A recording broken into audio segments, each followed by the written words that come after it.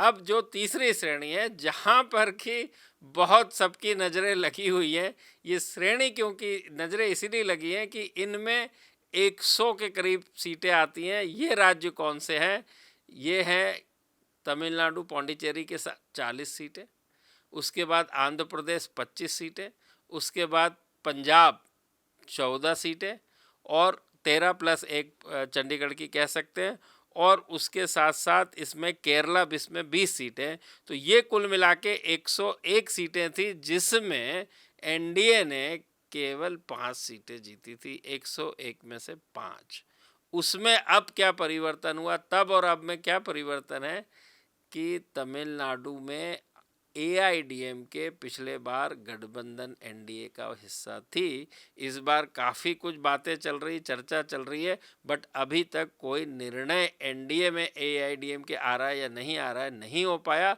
और 40 में से एक सीट जो है एआईडीएमके ने जीती थी, यहाँ पर बीजेपी की 0 सीट थी।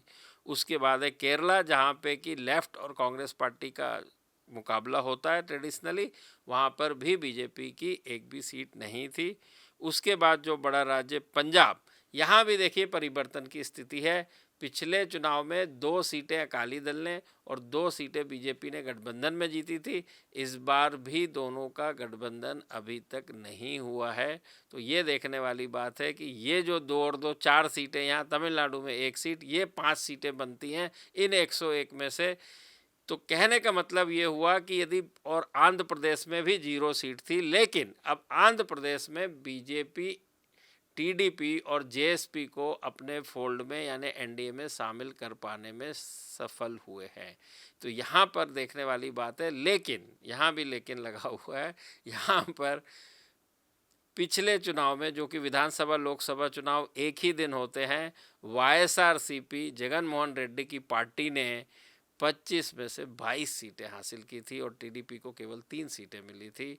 और असेंबली में धुआंधार 175 में से 151 सीटें वाईएसआरसीपी ने जीती थी।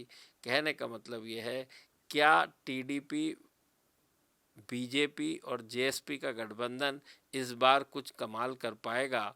यदि कमाल करता है तो यहाँ पर बहुत अच्छा बड़ा स्कोप है एनडीए के लिए, अपनी जो 48 की जो अंतर है पिछले बार और अब बार में, उसकी भरपाई करने के लिए।